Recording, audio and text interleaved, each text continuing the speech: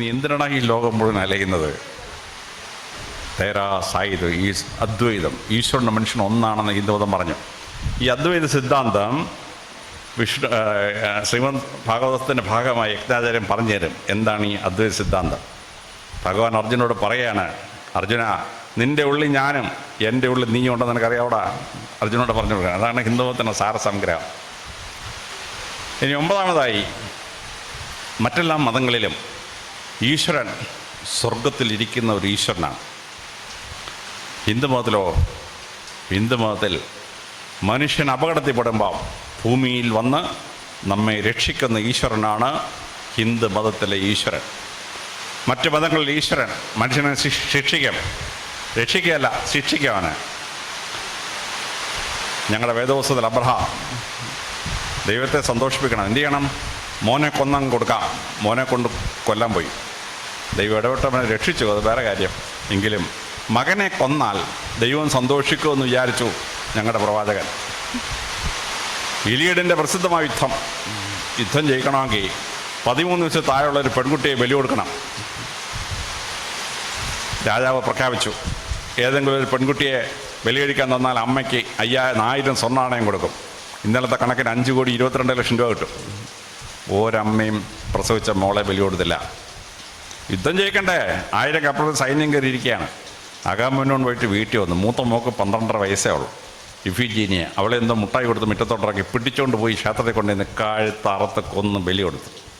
യുദ്ധം ജയിച്ച് തിരിച്ചു വന്ന് അന്ന് രാത്രിയിൽ അഗാമനോൻ്റെ ഭാര്യ ക്ലിറ്റനസ്ട്രം മഴ കരുതി വെച്ചിരുന്നു.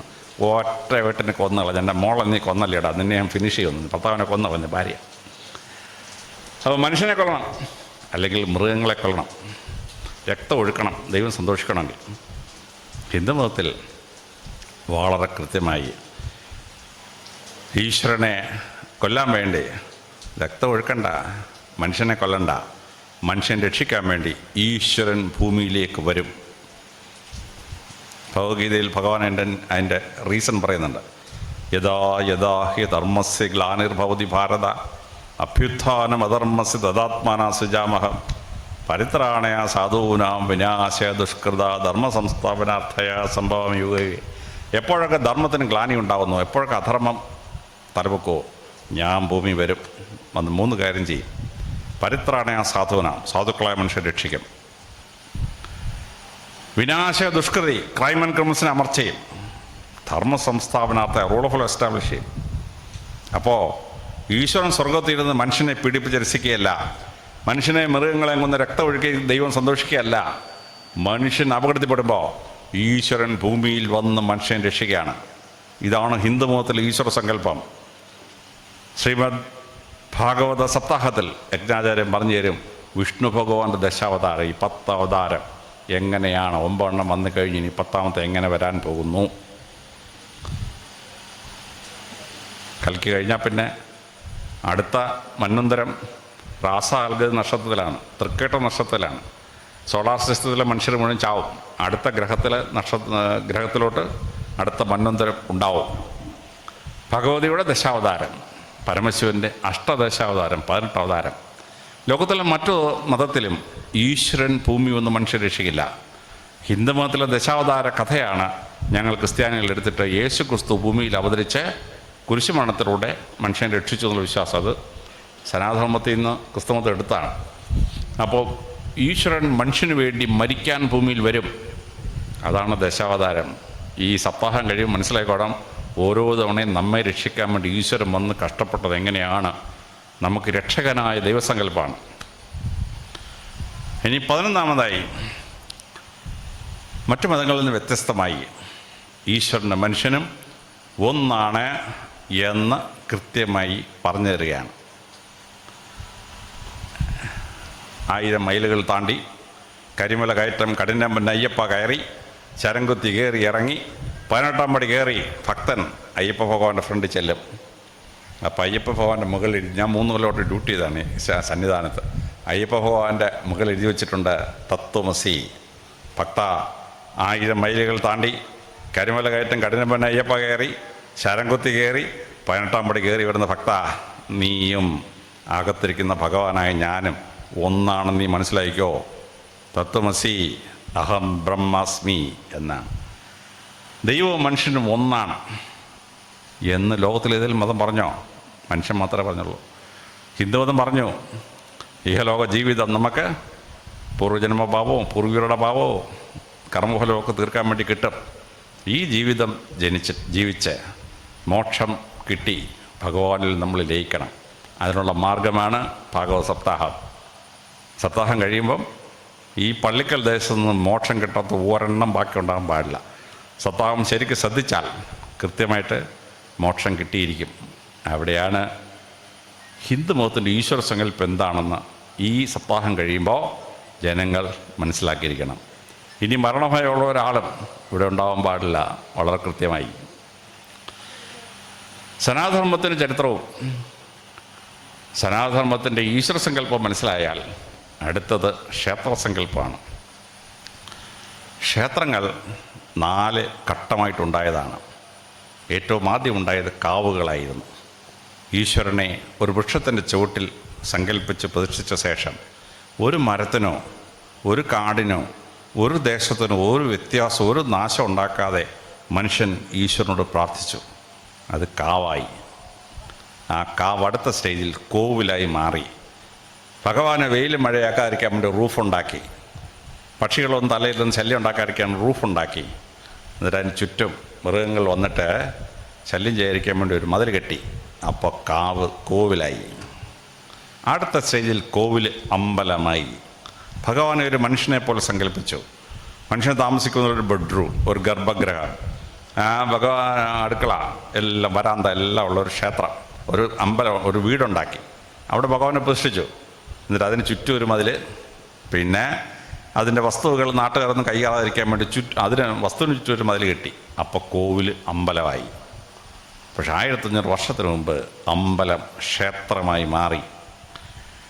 ക്ഷേത്രം എന്താണെന്ന് ക്രിസ്ത്യാനിയെ ഞാൻ വന്നിരുന്ന് ക്ഷേത്രമറ്റത്ത് പറഞ്ഞാൽ അതിനേക്കാൾ വലിയ മൗട്യം വേറെ ഒന്നുമില്ല. അതുകൊണ്ട് ഞാൻ അങ്ങോട്ട് കയറുന്നില്ല. പക്ഷേ ഒരു ക്ഷേത്രം ഉണ്ടാകുമ്പോൾ അതിനൊരു ഗർഭഗൃഹം വേണം, അതിനൊരു പ്രതിഷ്ഠ വേണം, അതിനൊരു ഗോപുരം വേണം, അതിനൊരു കൊടിമരം വേണം, അതിനൊരു കൊടി ഉണ്ടാവണം, അതിനൊരു ബലിക്കൽ ഉണ്ടാവണം, അതിനൊരു തളം ഉണ്ടാവണം. ഇങ്ങനെ 9 ഘടകങ്ങൾ ചേരുമ്പോൾ ഒരു ക്ഷേത്രം ഉണ്ടാവുന്നു. നിങ്ങൾ ആ ക്ഷേത്രത്തിൻ്റെ അവിടം വരെ എത്തി. ചിലർ ഭരണിക്കാവിൽ കാവായിട്ട് നിൽക്കുന്നേ ഉള്ളൂ, ചിലർ അമ്പലമായി, ചിലർ കോവിലായി. അപ്പോൾ എങ്ങനെയാണ് ഒരു കാവുണ്ടായത്? കാവ് എങ്ങനെ കോവിലായി? കോവിലെങ്ങനെ അമ്പലമായി? അമ്പലം എങ്ങനെ ക്ഷേത്രമായി? കൃത്യമായി ഈ ഭാഗവത സപ്താഹത്തിൽ പങ്കെടുക്കുമ്പോൾ മനസ്സിലാവണം. ആ ക്ഷേത്രം ഉണ്ടാവുമ്പോൾ ആ ക്ഷേത്രത്തിൻ്റെതായ മഹാത്മ്യം ഓരോ ക്ഷേത്രത്തിനും പ്രത്യേകത ഉള്ളതാണ്. അത് മനസ്സിലായി വേണം. ഈ ക്ഷേത്രത്തിൻ്റെ ഉള്ളി ഞാൻ കണ്ടിട്ടില്ല. ഇതിൻ്റെ ചരിത്രത്തെപ്പറ്റി എനിക്ക് കാര്യമായിട്ട് അറിഞ്ഞുകൂടാ. ഇപ്പം നമുക്കൊക്കെ അഭിമാനമായൊരു ക്ഷേത്രമുണ്ട്, പത്മനാഭസ്വാമി ക്ഷേത്രം. പത്മനാഭസ്വാമി ക്ഷേത്രം 1000 കൊല്ലത്തിന് മുമ്പ് പണിഞ്ഞു. ഒരു 250 കൊല്ലത്തിന് മുമ്പ് മാർത്താണ്ഡവർമ്മ പുതുക്കി പണിഞ്ഞു. നമ്മൾ ആ ക്ഷേത്രത്തിൽ ചെല്ലുമ്പോൾ ആ ക്ഷേത്രത്തിൽ വിഷുവിൻ്റെ അന്ന് രാവിലെ അതിൻ്റെ മേൽക്കൂരയിൽ നിന്നൊരു സൂര്യപ്രകാശം നേരെ വന്ന് പത്മനാഭസ്വാമിയുടെ വലത്തെ കാലിന് വലത്തെ തലവലത്ത് മുട്ടി നിൽക്കും. വിഷുവിൻ്റെ അന്ന് സൂര്യഭഗവാൻ പത്മനാഭസ്വാമിയെ വണങ്ങുന്നു. താഴെ നോക്കിയാൽ ദ്വാരം കാണുമോ? ഇല്ല. മഴ പെയ്ത അതിനകത്തൊരു വെള്ളം വരുമോ? ഇല്ല. പക്ഷെ 1000 കൊല്ലത്തിന് മുമ്പ് അതുണ്ടാക്കിയ പൂജാരിക്കും ആശാരിക്കും അറിയായിരുന്നു വിഷുവിൻ്റെ അന്ന് രാവിലെ ഏത് പൊസിഷനിൽ നിന്നാണ് സൂര്യപ്രകാശം കറക്റ്റ് പത്മനാഭസ്വാമിയുടെ വലത്തെ കാലിന് വലത്തെ തലകളിൽ മുട്ടാൻ സാധ്യത. അത് കണക്കാക്കിയിട്ടാണ് ആ സൂര്യഭഗവാൻ പത്മനാഭസ്വാമിയെ തൊഴുന്നത്. വിഷുവിൻ്റെ അന്ന് രാവിലെ യൂറോപ്പിൽ നിന്നും അമേരിക്കയിൽ നിന്നും ഒക്കെ ക്യാമറയും കൊണ്ട് BBC world service voice of America വരികയാണ് ഇത് കാണാൻ വേണ്ടി. കാര്യം യൂറോപ്പിലും അമേരിക്കയിലും കാണത്ര അത്ഭുതമാണ്. വിഷുവിൻ്റെ അന്ന് രാവിലെ കറക്റ്റ് സൂര്യപ്രകാശം വന്നിട്ട് ഭഗവാനെ തൊഴുകയാണ്. ഭഗവാനെ നമ്മൾ തൊഴുതു കഴിഞ്ഞാൽ തറയിൽ സാഷ്ടാംഗ പ്രണാമം ചെയ്യണം. ചെയ്താൽ പുരുഷന്മാർ വലത്തെ ചെവി തറയിൽ മുട്ടിക്കണം, സ്ത്രീകൾ ഇടത്തെ ചെവി തറയിൽ മുട്ടിക്കണം. മുട്ടിയാൽ 5 കിലോമീറ്റർ അപ്പുറത്ത് ശംഖുമുഖം കടപ്പുറത്ത് തരമാല അടിക്കുന്ന ശബ്ദം കറക്റ്റ് ഈ ഭക്തൻ്റെ ചെവി കിട്ടും. ആണ്ടിൽ 2 തവണ പത്മനാഭസ്വാമിയെ ശംഖുമുഖത്ത് കുളിപ്പിക്കാൻ കൊണ്ടുപോകും. ആറാട്ട്. ആ ആറാട്ടിന് പോകുന്ന കടവിലെ ശബ്ദമാണ് ഇവിടെ കേൾക്കുന്നത്, ചെവി കിട്ടുന്നത്. ലോകത്തിൽ ആർക്കെങ്കിലും 5 കിലോമീറ്റർ അടി കൂടെ ശബ്ദം കൊണ്ടുവരാനുള്ള കഴിവുണ്ടായോ? 1000 കൊല്ലത്തിന് മുമ്പ് പത്മനാഭസ്വാമി ക്ഷേത്രത്തിലെ അത്ഭുതം അതാണ്. 1584 ഒരു വർഷം 365 ദിവസമാണെന്ന് ഗ്രിഗോറിയൻ കലണ്ടർ സെറ്റ് ചെയ്തപ്പോൾ സാഹിബിനെ മനസ്സിലായത്. പക്ഷേ പത്മനാഭസ്വാമി ക്ഷേത്രത്തിൻ്റെ മേൽക്കൂരയുടെ ഭാരം 365 തൂണിലാണ്. ജനുവരി 1 അവിടെ ഒരു തൂണ്, ജനുവരി 2 അവിടെ 2ാമത്തെ തൂണ്, ജനുവരി 3 3ാമത്തെ തൂണ്. 360 തൂണ് കഴിഞ്ഞാൽ 366ാമത്തെ തൂൺ 4 ഹൈറ്റേ ഉള്ളൂ. 1584 സാഹിബിന് മനസ്സിലായത് 1000 വർഷത്തിന് മുമ്പ് തിരുവനന്തപുരത്തെ പത്മനാഭസ്വാമി ഉണ്ടാക്കിയ പൂജാരിക്കും രാജാവിന് അറിയായിരുന്നു ഒരു വർഷം 365 ദിവസമാണ് എന്ന് കൃത്യമായിട്ട് അറിയായിരുന്നു. Winter solstice and summer solstice June 22 December 25 അന്ന് രാവിലെ പത്മനാഭസ്വാമി ഗോപുരത്തിൽ 7 ദ്വാരമാണ്. രാവിലെ 7:30 മണിയാവുമ്പോൾ ആദ്യത്തെ ചതുരത്തിൽ സൂര്യൻ നിറയും. 9 മണിയാകുമ്പോൾ 2ാം ചതുരം നിറയും. 10 മണിയാകുമ്പോൾ 3ാം ചതുരം നിറയും. അങ്ങനെ 6 ചതുരം നിറഞ്ഞ് വൈകിട്ട് 3 മണിയാകുമ്പോൾ സൂര്യൻ്റെ യാത്രയാവും. വിൻ്റർ സോൾസ്റ്റീസിനും സമ്മർ സോൾസ്റ്റീസിനും സൂര്യപ്രകാശം വരുന്ന ഡയറക്ഷൻ കറക്റ്റ് മനസ്സിലാക്കിയിട്ടാണ് ആ ഗോപുരത്തിലെ ദ്വാരങ്ങൾ ഉണ്ടാക്കി വെച്ചിരിക്കുന്നത്. പത്മനാഭസ്വാമി ക്ഷേത്രത്തിൻ്റെ ഭിത്തിയിൽ 2000 യക്ഷികളെ കൊത്തിവെച്ചിരിക്കുകയാണ്. യക്ഷി. പക്ഷേ 2000 യക്ഷിയും 2000 ഡിഫറെൻ്റ് യക്ഷികളാണ്. ഒന്നാമത്തെ യക്ഷിയിൽ നിന്ന് 2ാമത്തെ യക്ഷി വ്യത്യസ്തമാണ്. 2ാമത്തെ യക്ഷിയിൽ നിന്ന് 3ാമത്തെ യക്ഷി വ്യത്യസ്തമാണ്. ഒന്നാമത്തെ യക്ഷിയുടെ ചെവി വലുതായിരിക്കും. 2ാമത്തെ യക്ഷിയുടെ കാലിച്ചിരി സൈസ് കൂടുതലായിരിക്കും. 2000 യക്ഷീസ്. റെപ്ലിക്ക അല്ല, 2000 ഡിഫറെൻ്റ് യക്ഷീസിനെ കൊത്തിവെച്ചിരിക്കുകയാണ്. 2000 ഡിഫറെൻ്റ് യക്ഷീസിനെ. എന്തൊരത്ഭുതം! ഒരു ക്ഷേത്രത്തിൽ അതിൻ്റെ ഭൂഗർഭ അറയിൽ 5 ലക്ഷം കോടിയുടെ സ്വർണം. ആരെങ്കിലും മനസ്സിലാക്കിയ? ബ്രിട്ടീഷുകാരൻ്റെ അടുത്ത് ആരെങ്കിലും പോയി പറഞ്ഞിട്ടുണ്ടല്ലോ, അവനതെല്ലാം തുറന്നുകൊണ്ട് പോയതിനെയായിരുന്നു. 1680 മുസ്ലിങ്ങൾ മുഗൾ സർദാർ വന്നു. 8 കൊല്ലം തിരുവനന്തപുരം മുസ്ലിങ്ങൾ ഭരിച്ച്. ആരെങ്കിലും ആ മുസ്ലിമിൻ്റെ കൂടെ പറഞ്ഞു കൊടുത്തിട്ടുണ്ടല്ലോ, അവൻ പത്മനാഭസ്വാമി അകത്ത് കയറി 5 ലക്ഷം കോടിയുടെ സ്വർണം കൊണ്ട് പോയതിനായിരുന്നു. പക്ഷേ ഹിന്ദുക്കളും മുസ്ലിങ്ങളും ക്രിസ്ത്യാനികളുള്ള തിരുവനന്തപുരത്ത് ഓരോറ്റ മനുഷ്യൻ മുസ്ലിങ്ങളോടോ ബ്രിട്ടീഷുകാരോടോ അതിനടി സ്വർണ്ണം ഉണ്ടെന്ന് പറഞ്ഞില്ല. അതുകൊണ്ടാണ് ഇപ്പോൾ അതവിടെ ഇരിക്കുന്നത്. രാജാവിനെ എതിർത്ത് കള്ളുപിടിച്ചുകൂടായിരുന്ന ഒരു രാജാവും പത്മനാഭസ്വാമിയുടെ സ്വർണ്ണത്തിൽ തൊട്ടില്ല. ഇപ്പോഴും അതവിടെ ഇരിക്കുന്നു. ഞാൻ കോട്ടയം SP ആയിരുന്നു. ഏറ്റുമാനൂർ ക്ഷേത്രത്തിൽ ഉത്സവമാണ്. അവിടെ ചെന്ന് 7:30 പൊന്നാന എഴുന്നള്ളിക്കുകയാണ്. ഞങ്ങൾക്ക് 3 ദിവസം ഉറക്കമില്ല. 7:30 പൊന്നാന പുറത്തെഴുന്നള്ളും. ഏറ്റുമാനൂരിപ്പോൾ പാടാൻ വളരെ എളുപ്പമാണ്. 750 പവനാണ്. കള്ളന്മാർ വന്ന് തോക്കും വെച്ച് ഓടിവെച്ച് ഡെക്കോയിറ്റുകൾ അടിച്ചുകൊണ്ട് പോയി എന്ത് ചെയ്യും? ഞങ്ങളൊരു 50 പേര് തോക്കൊക്കെ ഇട്ടിരിക്കുകയാണ്. ഞാനും പിസ്റ്റലൊക്കെ എടുത്തിട്ട് എല്ലാം ലോഡ് ചെയ്തിരിക്കുകയാണ്. ഞാനൊരു ഉത്തരവിട്ടു, പൊന്നാനെ പിടിക്കാൻ ശ്രമിച്ച shot dead him at the spot. ആര് എടുക്കാൻ ശ്രമിച്ചാൽ അപ്പോഴേ വെടിവെച്ചോളാൻ പറഞ്ഞു. സ്റ്റാൻഡിങ് ഫർദർ ഓർഡറൊന്നും വേണ്ട. അങ്ങനെ പൊന്നാനെ എഴുന്നള്ളിക്കാൻ നേരം പൂജാരി എന്നോട് പറഞ്ഞു, സാറേ, 1ാമത്തെ പൊന്നാനിൽ നിന്ന് വ്യത്യസ്തമാണ്, 2ാമത്തെ പൊന്നാന 2ാമത്തെ പൊന്നാനിൽ നിന്ന് വ്യത്യസ്തമാണ്, 3ാമത്തെ പൊന്നാന 3ാമത്തെ പൊന്നാനിൽ നിന്ന് വ്യത്യസ്തമാണ്, 4ാമത്തെ പൊന്നാന. 7:30 പൊന്നാന 8 ഡിഫറെൻ്റ് ആനയാണ്. ഈ പൂജാരി ഇത് പറഞ്ഞപ്പോൾ ഞാൻ ശ്രദ്ധിച്ച് നോക്കിയപ്പോഴേ മനസ്സിലാവുന്നേ, നമ്മളിങ്ങനെ എല്ലാം ഒരുപോലിരിക്കുന്നതാണ്. 8 ഡിഫറെൻ്റ് ആനയാണ്. പൊന്നാന 8 ഡിഫറെൻ്റ് ആനകളാണ്. 7:30 പൊന്നാന 4 കോടി രൂപയുടെ സ്വർണ്ണമാണ്. കേരളത്തിലെ വലിയ കള്ളന്മാർ സ്റ്റീഫൻ ഉൾപ്പെടെ പൊന്നാനെ അടിച്ചെടുക്കാൻ പോയി. പക്ഷെ ഒറ്റയൊരുത്തിന് പൊന്നാനെ വെച്ചിരിക്കുന്ന ആറ തുറക്കാൻ പറ്റത്തില്ല. അപ്പം ഉത്സവം നടക്കുമ്പോൾ SP അറ്റസ്റ്റ് ചെയ്യാനായിട്ട്, കാര്യം 4 കോടി രൂപയുടെ സാധനമാണ്. അപ്പോൾ ഞാനവിടെ ചെന്നപ്പോഴാണ് കാര്യം മനസ്സിലായത്. 7 താക്കോലാണ്. മെയിൻ പൂജാരി ആദ്യം താക്കോൽ കറക്കും, രണ്ടാമത്തെ പൂജാരി കറക്കും, പിന്നെ ദേവസ്വം ബോർഡിൻ്റെ പ്രസിഡന്റ് കറക്കും, പിന്നെ ദേവസ്വം ബോർഡ് സെക്രട്ടറി കറക്കും, പിന്നെ ദേവസ്വം ബോർഡ് ട്രഷറർ കറക്കും. ഇങ്ങനെ 7 പേരാണ്. ഈ 7 പേര് താക്കോലിട്ട് അനുക്രമമായി കറക്കിങ്കിലേ അറ തുറക്കൂ. 3ാമത്തവൻ താക്കോലിട്ടിട്ട് 5ാമത്തവൻ താക്കോലിട്ട് അറ തുറക്കുകയില്ല.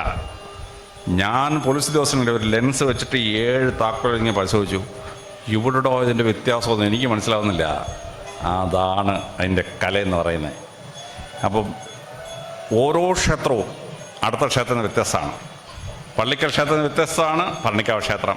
ഭരണിക്കാവിൽ നിന്ന് ക്ഷേത്രം വ്യത്യസ്തമാണ് ശൂനാട്ട ക്ഷേത്രം. അവിടുന്ന് വ്യത്യസ്തമാണ് പന്തളത്തെ ക്ഷേത്രം. പള്ളിക്കൽ ക്ഷേത്രത്തിൻ്റെ മഹത്വം എന്താണെന്ന് നിങ്ങൾ കൃത്യമായി എഴുതി ലോകത്തെ മനസ്സിലാക്കണം. എങ്കിലേ ലോകത്തിലിരുന്ന് ആരെങ്കിലും ഇത് കണ്ടാൽ ഈ ക്ഷേത്രത്തിൻ്റെ പ്രത്യേകത എന്താണെന്ന് മനസ്സിലാവുള്ളവർക്ക്.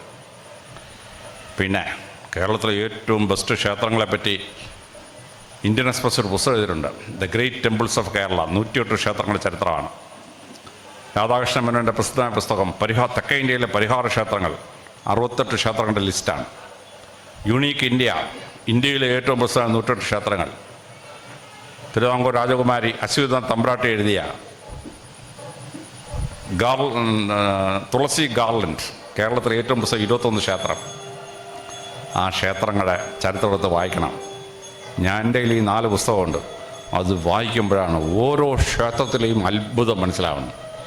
ഇന്ത്യൻ എക്സ്പ്രസിൻ്റെ ലിസ്റ്റിൽ നിങ്ങളുടെ ക്ഷേത്രം ഇല്ലെങ്കിൽ നിങ്ങൾ ഈ ക്ഷേത്രത്തിൻ്റെ ഡീറ്റെയിൽസ് എടുത്ത് ഫോട്ടോ സഹിതം അയച്ചു കൊടുക്കണം.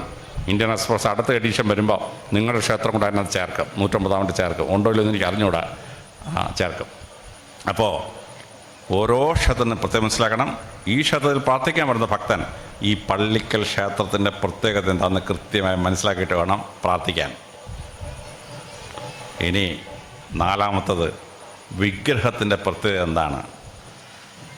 പരമശിവന് വിഗ്രഹമുണ്ട്. 1000 ഡിഫറൻറ്റ് വിഗ്രഹമാണ്. ഭഗവാൻ കൃഷ്ണ ക്ഷേത്രമുണ്ട്. ഇപ്പോൾ സനാതന ചരിത്രവും ഹിന്ദുമതത്തിൻ്റെ ഈശ്വര സങ്കല്പവും ക്ഷേത്രസങ്കല്പവും മനസ്സിലാക്കിയാൽ അടുത്തതായി ഒരു ഭക്തൻ മനസ്സിലാക്കേണ്ടത് വിഗ്രഹത്തിൻ്റെ മഹത്വമാണ്. ഈ ശിവക്ഷേത്രത്തിൽ പരമശിവൻ്റെ വിഗ്രഹവും തൊട്ടടുത്ത ശിവക്ഷേത്രത്തിൽ പരമശിവൻ്റെ വിഗ്രഹവും ഒന്നല്ല. വിഷ്ണു ഭഗവാനെ 1000 ക്ഷേത്രത്തിൽ പ്രതിഷ്ഠിക്കുമ്പോൾ 1000 ഡിഫറൻറ്റ് ഫോമിലാണ്. അപ്പോൾ എന്താണ് ഒരു ഭഗവാന്റെ അല്ലെങ്കിൽ ഭഗവതിയുടെ വിഗ്രഹം നാം കാണുന്ന രീതിയിൽ അവിടെ പ്രതിഷ്ഠിച്ചിരിക്കുന്നതെന്ന് പ്രാർത്ഥിക്കാൻ പറ്റുന്ന ഭക്തൻ മനസ്സിലാക്കണം. ഇപ്പോൾ ഈ ക്ഷേത്രം പരമശിവൻ്റെ സമർപ്പിക്കപ്പെട്ട ക്ഷേത്രമാണ്. പരമശിവനെ നമ്മൾ കാണുമ്പോൾ ഒരു കാട്ടാള വേഷത്തിൽ ഭസ്മമൊക്കെ ചുടലക്കളത്തിലെ ഭസ്മമൊക്കെ പൂശി തലയിലൊരു ചന്ദ്രക്കലയൊക്കെ വെച്ച് നദി തലയിലൂടെ ഒഴുക്കി ഒരു പാമ്പനെ പിടിച്ച് കഴുത്തിലിട്ട് ഒരു പരമശിവൻ രൂപീകരിക്കുകയാണ്. അത് ഓരോന്നിൻ്റെ അർത്ഥം മനസ്സിലാക്കണം. അർത്ഥം അത് ഓരോന്ന് പഠിക്കുമ്പോൾ നമ്മൾ അത്ഭുതപ്പെട്ടു വേണം അതിൻ്റെ സാരാംശം മനസ്സിലാക്കുമ്പോൾ. എളുപ്പത്തിൽ 3-4 കാര്യങ്ങൾ മാത്രം ഞാൻ പറയാം. നമ്മൾ പരമശിവൻ്റെ ക്ഷേത്രത്തിൽ ചെല്ലുമ്പോൾ ഭഗവാന്റെ ഒരു കുടുംബം കാണും. അവിടെ പരമശിവനൊരു കാളപ്പുറത്ത് എങ്ങനെ ഇരിക്കും, തൊട്ടപ്പുറത്ത് പാർവതി ഒരു സിംഹത്തിൻ്റെ പുറത്തിരിക്കുകയാണ്. കാണുന്നവർ വിചാരിക്കും ഇതെന്തൊരു പരിപാടിയുടെ, സിംഹത്തിൻ്റെ പുറത്ത് പരമശിവല്ലേ ഇരിക്കണ്ടേ, പാർവതിക്ക് ഒരു കാളെ കൊടുത്താൽ പോരായിരുന്നു. നമ്മുടെ വീട്ടിലെ കോളേജ് പഠിക്കുന്ന പിള്ളേർക്കുണ്ടല്ലോ ഭയങ്കര സംശയമാണ്. ഭർത്താവിന് ഉഗ്രം വാഹനം കൊടുക്കാതെ ഭാര്യയ്ക്കിട്ട് വലിയ വാഹനം കൊടുത്തെന്ന്. അപ്പോൾ പരമശിവൻ്റെ ഐഡൻറ്റിറ്റി വാഹനത്തിലല്ല. പരമശിവൻ ഏതിൻ്റെ പുറത്തിരുന്നാലും പരമശിവനാണ്. പക്ഷെ പാർവതിക്കൊരു സ്റ്റാറ്റസ് ഉണ്ടെന്ന് പരമശിവൻ തീരുമാനിച്ചു. അതുകൊണ്ട് പാർവതിക്കൊരു സിംഹത്തിൻ്റെ പുറത്തോട്ട് ഇരുത്തി കൊടുത്തു. ഭർത്താവ് ഒരു അംബാസഡർക്കാരി പോയാലും കുഴപ്പമൊന്നുമില്ല. ഭാര്യയ്ക്കൊരു മിനിമം ഇന്നോവയിലൊക്കെ ഭാര്യയെ പറത്തി വിടണം. അതാണ് പരമശിവൻ ഭർത്താക്കന്മാരെ പഠിപ്പിക്കുന്ന പാഠം. പാർവതിയുടെ വാഹനമായ സിംഹം ഇടയ്ക്കിടയ്ക്ക് ഈ പരമശിവൻ്റെ വാഹനത്തിൽ നോക്കും. കിട്ടിയാൽ തിന്നാൻ ബെസ്റ്റ് സാധനം. സിംഹത്തിന് ഈ കാളടർച്ചി ബെസ്റ്റ് സാധനമാണ്. പക്ഷേ ആ സിംഹം ഒരിക്കലും പരമശിവൻ്റെ കാളെ പിടിക്കാൻ പോകില്ല. തൊട്ടപ്പുറത്ത് സുബ്രഹ്മണ്യസ്വാമി ഒരു മയിലിൻ്റെ പുറത്തിരിക്കുകയാണ്. മയിലിൻ്റെ പുറത്ത്. കാരണം പിതാവ് സുബ്രഹ്മണ്യസ്വാമിക്ക് ഒരു വരം കൊടുത്തിട്ടുണ്ട്. നീ ഭൂതങ്ങളുടെ ദേവനാണ്, ഭൂതത്തെ ഓടിച്ചിട്ട് പിടിക്കണം. തറയിൽ നടക്കുന്ന മൃഗം പോയി പിടിക്കാൻ പറ്റുമോ? പറന്ന് വേവനെ പിടിക്കണം. മയിലിൻ്റെ പുറത്തങ്ങോട്ട് പറക്കാം. അമ്മ പാർവതി സുബ്രഹ്മണ്യസ്വാമിക്ക് ഒരു അംഗീകാരം കൊടുത്തു. ഏത് പെൺകുട്ടിയും നിന്നോട് പ്രാർത്ഥിച്ചാൽ ഏത് പുരുഷൻ കണ്ടാലും ആഗ്രഹിക്കത്തക്ക ഒരു രൂപത്തിൽ ആ സ്ത്രീയെ മാറ്റണം. അതുകൊണ്ടാണ് പെൺപിള്ളേരുണ്ടായാൽ പെൺപിള്ളേരെല്ലാം സുബ്രഹ്മണ്യസ്വാമിയുടെ അടുത്ത് പോകും. കോളേജിൽ പോയ 10 എണ്ണം പ്രേമലേഖനം തരത്തക്ക പരുവത്തിന് പെങ്കൊച്ച് മാറണം. അപ്പോൾ സൗന്ദര്യത്തിൽ മയിൽപ്പീലിയിൽ ആടുന്ന ഒരു പക്ഷിയെ സുബ്രഹ്മണ്യത്തിന് വാഹനമായിട്ട് കൊടുത്തു. അപ്പം മയിലിനെ എന്തിനാണ് കൊടുത്തതെന്നുള്ളത് നമ്മളതിൻ്റെ സാരാംശം മനസ്സിലാക്കണം. അമ്മയുടെ വാഹനമായ സിംഹം ഇടയ്ക്കിടയ്ക്ക് ഈ സുബ്രഹ്മണ്യത്തിൻ്റെ വാഹനത്തിൽ നിന്ന് മയിലിനെ നോക്കും. സിംഹത്തിന് മയിലിൻ്റെ ഇറച്ചി ഭയങ്കര ഇഷ്ടമാണ്. സിംഹം ഓടി വന്ന് മയിലിൻ്റെ കഴുത്തി പിടിച്ചൊരു കുടയും അതൊരു മയിൽ ചത്തു. പിന്നെ മയിലിനെ ഭക്ഷിച്ച് കളയും. പക്ഷേ പാർവതിയുടെ വാഹനമായ സിംഹം ഒരിക്കലും ഈ സുബ്രഹ്മണ്യത്തിൻ്റെ വാഹനത്തെ തിന്നാൻ പോവുകയില്ല. സുബ്രഹ്മണ്യത്തിൻ്റെ വാഹനമായ മയിൽ ഇടക്കിടയ്ക്ക് പരമശിവൻ്റെ കഴുത്തിലോട്ട് നോക്കും. അവിടെ ഒരു ശങ്കരാഭരണം ഇങ്ങനെ കിടപ്പുണ്ട്. കിട്ടിയാൽ തിന്നാൻ ബെസ്റ്റ് സാധനം. മയിലിന് ഏറ്റവും ഇഷ്ടമായി പാമ്പിൻ്റെ ഇറച്ചി. പക്ഷേ ആ മയിൽ ഒരിക്കലും ആ പാമ്പിനെ പിടിക്കാൻ പോവുകയില്ല. പരമശിവൻ്റെ കഴുത്തിൽ ഒരു പാമ്പ് കിടക്കുകയാണ്. ആ പാമ്പിൻ്റെ പത്തി മേപ്പോട്ടും കീപ്പോട്ടും പോകുന്ന ആരോഹണവും അവരോഹണവും കർണാടക സംഗീതത്തിൽ രാഗമായി മാറി. ശങ്കരാഭരണം, ശങ്കരൻ്റെ ആഭരണമായി കിടക്കുന്ന വാസുകിയുടെ പത്തി മേപ്പോട്ടും കീപ്പോട്ടും പോകുന്ന ആരോഹണവും അവരോഹണവും പ്രസിദ്ധമായ രാഗമാണ്. കർണാടക സംഗീതത്തിലെ രാഗം പാമ്പിൻ്റെ പേരില്ല, ശങ്കരാഭരണം. നാദശരീരനായ പരമശിവന് രാഗങ്ങളുടെ പേരുള്ള വാസുകി കഴുത്തി കിടക്കുകയാണ്. തൊട്ടപ്പുറത്തൊരു ഗണപതി ഇളയ മോനാണ്. അവൻ ഇരിക്കുന്നത് ഒരു എലിയുടെ പുറത്താണ്. പിള്ളേർ ചോദിക്കും, അയ്യോ ഈ ആനയുടെ പരുവമുള്ള ഗണപതി ഇരുന്ന് ആ എലി അങ്ങ് ചതഞ്ഞ് പപ്പടമായി പോകത്തില്ലെന്ന് കുട്ടികൾ നാച്ചുറൽ സംശയം ചോദിക്കും. പക്ഷെ ഗണപതി വിഘ്നേശ്വരനാണ്. ഭൂമിയുടെ ഗ്രാവിറ്റി അല്ലെങ്കിൽ ഗുരുത്വാകർഷണം എന്ന് പറഞ്ഞാൽ വിഘ്നേശ്വരന് ബാധിക്കത്തില്ല. അതുകൊണ്ട് ഗണപതിക്ക് ഭാരമില്ല. ഗണപതിക്ക് ഭാരം കൊണ്ട് എലിക്കൊന്നും സംഭവിക്കുകയില്ല. ഇനി ഈ ശങ്കരാഭരണം ഇടയ്ക്കിടയ്ക്ക് ഇപ്പോൾ നോക്കും. കിട്ടിയാൽ തിന്നാൻ ബെസ്റ്റ് സാധനം. പാമ്പിന് വലിയ ഇഷ്ടമായി എലിയുടെ അലർച്ചി. പക്ഷേ പരമശിവൻ്റെ കഴുത്തിൽ നിന്ന് പാമ്പ് ഇറങ്ങിപ്പോയി ഈ ഗണപതിയുടെ വാഹനത്തെ പിടിക്കുമോ? ഇല്ല. മയിലിന് വലിയ ഇഷ്ടം ഈ എലിയുടെ അറച്ചി. സുബ്രഹ്മണ്യത്തിൻ്റെ വാഹനമായ മയിൽ എലിയെ പിടിക്കാൻ പോവോ? ഇല്ല. പിന്നെ ഗണപതി എപ്പോഴും എലിയുടെ പുറത്താണ് ഇരിക്കുന്നത്. ഇന്ത്യയിലെ 100 ക്ഷേത്രങ്ങളിൽ എടുത്താൽ, ഗണപതി ക്ഷേത്രം എടുത്താൽ അതിൽ 60 ക്ഷേത്രത്തിലും ഗണപതി ഇരിക്കുന്നത് സിംഹത്തിൻ്റെ പുറത്താണ്. കാരണം ഗണപതി ഇറങ്ങി വരും. അമ്മയുടെ വണ്ടി എടുത്തുകൊണ്ട് പോട്ടെ എന്ന് ചോദിക്കും. നീ കൊണ്ടുപോക്കോട്ടെന്ന് പറയും.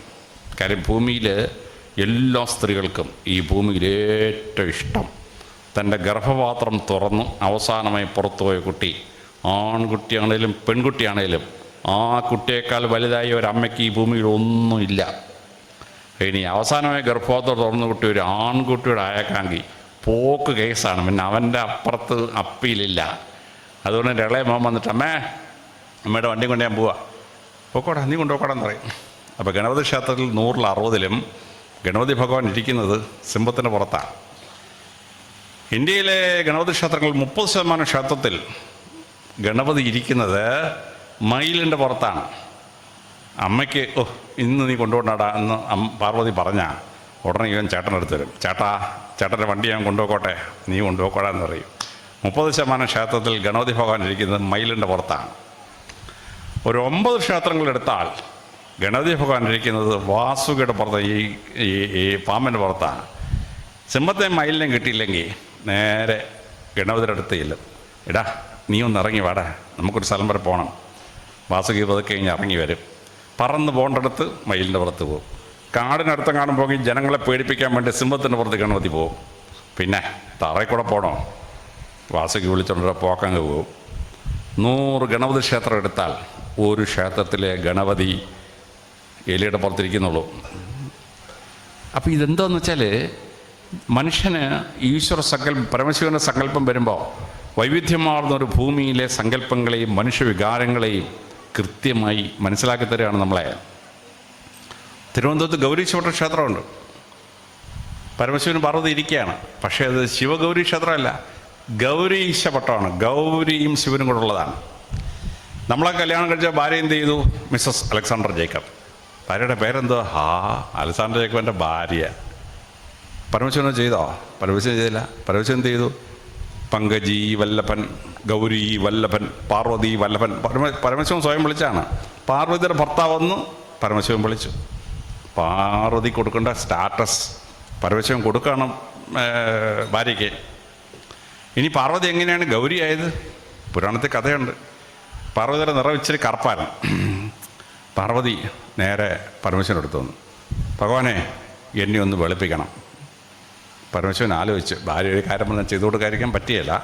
പിന്നെ ഭാര്യ അങ്ങ് പരമസുന്ദരിയാക്കിയാലുണ്ടല്ലോ ഭർത്താവിൻ്റെ കഷ്ടകാലമാണ്. ലോകത്തിലെവിടെയെങ്കിലും ഭാര്യ സുന്ദരിയാണെങ്കിൽ ഭർത്താവിൻ്റെ കഷ്ടകാലമാണ്.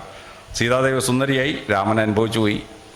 ഹെലൻ ട്രോയ് സുന്ദരിയായിരുന്നു. ആ അഗമുന്നോണും മെനേലേഴ്സും അനുഭവിച്ചത് വിലീഡ് വായിച്ചാൽ നമുക്ക് മനസ്സിലാവും. സുന്ദരികളെ ഭാര്യയാണെങ്കിൽ ഭർത്താക്കന്മാരുടെ ഭയങ്കര കുഴപ്പമാണ്.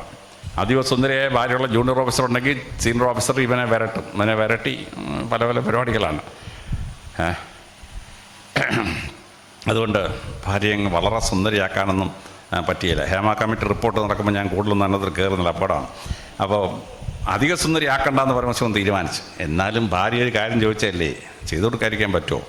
പരമശിവൻ വിചാരിച്ചു, ഫുൾ വെയിറ്റ് ആക്കണ്ട, വെള്ളയാക്കണ്ട, പകരം ഗൗരിയാക്കി. ഗൗരി എന്ന് പറഞ്ഞാൽ ചെമ്പിൻ്റെ നിറമുള്ളവൾ, കോപ്പർ കളേർഡാക്കി. അങ്ങനെ ഭാര്യയ്ക്ക് ചെമ്പിൻ്റെ നിറം കൊടുത്തു. അങ്ങനെയാണ് പാർവതി ഗൗരിയായി മാറിയത്. ഗൗരിയായി മാറി. ഇപ്പോഴത്തെ സ്ത്രീകളൊക്കെ സൗന്ദര്യം കൂട്ടാൻ വേണ്ടി ബ്യൂട്ടീഷ്യൻ എടുത്തു പോകും. ബ്യൂട്ടീഷ്യന്മാരുടെ തലത്തൊട്ടപ്പൻ പരമശിവനാണ്. ഭാര്യ കിട്ടാണ് ആദ്യം പ്രയോഗിച്ചത് ബ്യൂട്ടീഷ്യൻ പരിപാടി അപ്പോഴാണ്. അപ്പോൾ പരമശിവൻ്റെ ക്ഷേത്രത്തിൽ ചെല്ലുമ്പം എന്താണ് ആ വിഗ്രഹം അങ്ങനെ ഉണ്ടാക്കിയിരിക്കുന്നത്, ഏത് പുരാണ കഥയാണ് അതിൻ്റെ പിന്നിലുള്ളത്, അതിൻ്റെ സാരാംശം എന്താണെന്ന് നിങ്ങൾ മനസ്സിലാക്കണം. സപ്താഹത്തിൻ്റെ ഭാഗമായി യജ്ഞാചാര്യൻ നിങ്ങൾക്ക് ദശാവതാര കഥയിലെ ഓരോ ഈശ്വര സങ്കല്പത്തിൻ്റെയും സാരാംശം പറഞ്ഞു തരും.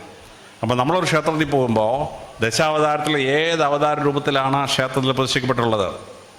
പരമശിവൻ്റെ ക്ഷേത്രമാണെങ്കിൽ 18 അവതാരങ്ങളിൽ ഏതാണ് അവിടെ പ്രതിഷ്ഠിക്കപ്പെട്ടുള്ളത്. ഭഗവതിയുടെ ക്ഷേത്രമാണെങ്കിൽ ദശാവതാരമുള്ള ഭഗവതിയുടെ ഏത് അവതാരമാണ് ആ ക്ഷേത്രത്തിൽ പ്രതിഷ്ഠിച്ചിരിക്കുന്നത്.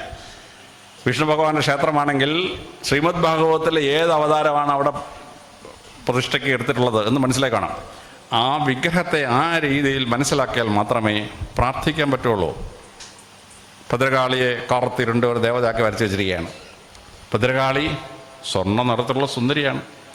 ശങ്കരാചാര്യർ സർവജ്ഞപീഠം കയറിയ ശേഷം ത്രിപുര സുന്ദരി ദർശന ലഹരി പാടുമ്പോൾ ഭഗവതിമാർ ഓരോന്നിങ്ങനെ ഇറങ്ങി വരികയാണ്. കാളി ഭഗവതി വന്നപ്പോൾ ശങ്കരാചാര്യർ പാടുകയാണ്, വിശ്വേശ്വര നിൻ കനകകളേബര ദർശനമേ പരമാനന്ദം ആനന്ദം പരമാനന്ദം ആനന്ദം സച്ചിദാനന്ദം. സ്വർണ്ണ നിറമുള്ള സുന്ദരിയാണ്. കേരളത്തിലെ ഏറ്റവും പ്രസിദ്ധമായ കാളിക്ഷേത്രം, മൃദംഗശൈലേശ ക്ഷേത്രം, സ്വർണ്ണ നിറമുള്ള സുന്ദരി, 2 കോടി രൂപയുടെ വിഗ്രഹമാണ്. 12 രാജകൊട്ടാരത്തിലെ പ്രധാന ക്ഷേത്രം കാളിക്ഷേത്രമാണ്. അവിടെ ദേവിയെ കണ്ടാലോ നല്ല സ്വർണ്ണ നിറത്തിലുള്ള സുന്ദരിയാണ്. അപ്പോൾ സ്വർണ്ണ നിറത്തിലുള്ള സുന്ദരിയായ കാളി ഭഗവതിയെ എന്തിനാണ് കറുത്തിരുണ്ട് അങ്ങനെ ഉണ്ടാക്കി വെച്ചിരിക്കുന്നത്? ആ അർത്ഥം മനസ്സിലാക്കണം, വിഗ്രഹത്തെ മനസ്സിലാക്കണം.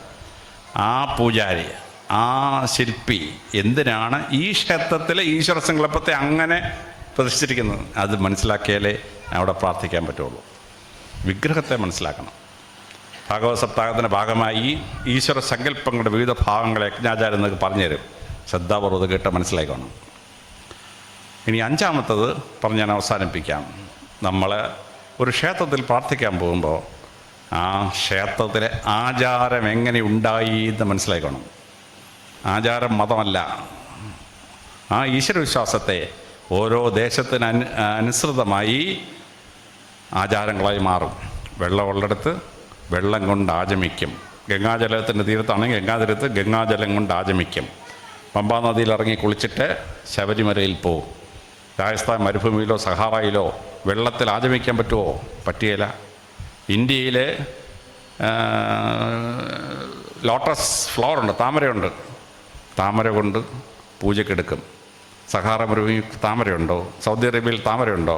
താമര കൊണ്ട് അവിടെ പൂജിക്കാൻ പറ്റുമോ? പറ്റിയല്ല. ഏത് പുഷ്പമാണോ ഉള്ളത് ആ പുഷ്പം കൊണ്ട്. ചില സ്ഥലത്ത് മധ്യ ഏഷ്യയിലൊക്കെ അവിടെങ്ങും വെള്ളമില്ല, ഒന്നുമില്ല. അവരെന്ത് ചെയ്തു? അഗ്നി കൊണ്ട് ദൈവത്തെ ആരാധിച്ചു. യാഗവും യജ്ഞവും നടത്തി ദൈവത്തെ ആരാധിച്ചു.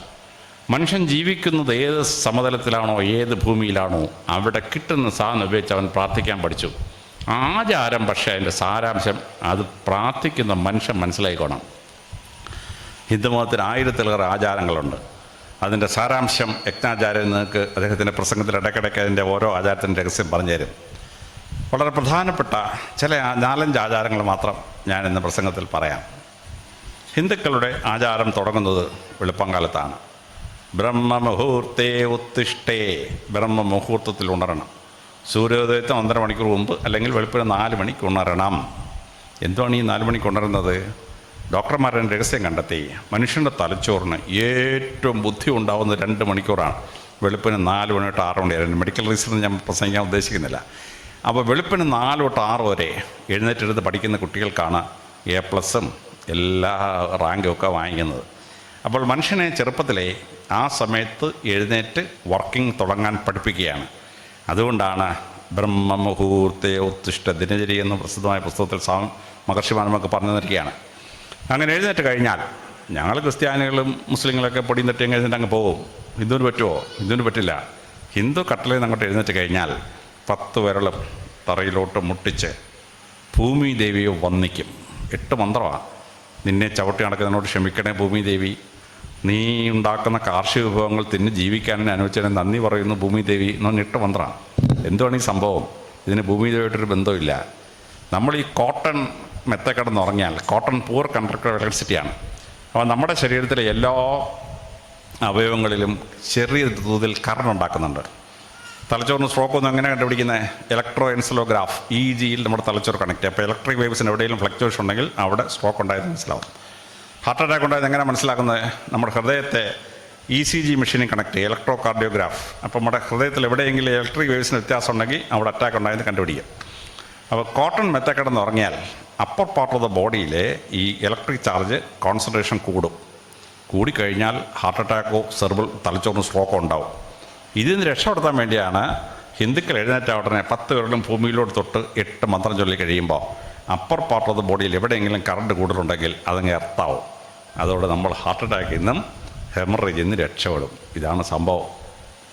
അത് കഴിഞ്ഞാൽ ഹിന്ദുക്കൾക്ക് പറയുന്നു, സൂര്യൻ ഉദിക്കുമ്പോഴേ കതവ് തുറന്ന് പുറത്തോട്ട് ഇറങ്ങാവോ. ഹിന്ദുക്കൾ രാവിലെ എഴുന്നേറ്റ ഉടനെ പഞ്ചാംഗം നോക്കും. സൂര്യോദയം 6:10, ശരി 6:10 കഥ തുറക്കും. എന്തോ കാര്യം? വെളുപ്പാങ്കാലത്ത് 5:30 കഥ തുറന്നൊക്കെ പുറത്തിറങ്ങിയാൽ അവിടെ കള്ളൻ ഇരുമ്പ് പൊടിയും കൊണ്ട് ഇരിപ്പുണ്ട്. ഒറ്റയടി തലയ്ക്ക് തരും. സ്വാഹ, ഹിന്ദുക്കളുടെ ഭാഷ പറഞ്ഞാൽ ചത്തുപോകും. നേരം വെളുക്കുമ്പോഴത്തേന് കള്ളന്മാരുള്ള സ്ഥലം വിടും. 6:10 ഇറങ്ങിയാലേ കള്ളൻ ജീവൻ കൊണ്ട് രക്ഷപ്പെടും. പോലീസ് നാട്ടുകാർക്ക് അടിക്കുമെന്നാണ് അറിയാം. പിന്നെ ബ്രഹ്മചാരിയും ഗാർഹസ്ഥ്യം കഴിഞ്ഞ് വാനപ്രസ്ഥത്തിന് വനത്തിലോട്ട് പോകും നമ്മൾ. എന്നിട്ട് നദീതീരങ്ങളിലാണ് നമ്മൾ പോയി താമസിക്കുന്നത്. കാര്യം വെള്ളം കിട്ടണ്ടേ. പിന്നെ സന്യാസിമാർ പോകും. അവർ വനത്തിനകത്താണ് പോയി വാസം. അപ്പോൾ വെളുപ്പംകാലത്ത് ഈ നദിയിൽ നിന്ന് വെള്ളം കുടിക്കാൻ വേണ്ടി മൃഗങ്ങളൊക്കെ വന്ന് മുറ്റത്ത് നിൽക്കും.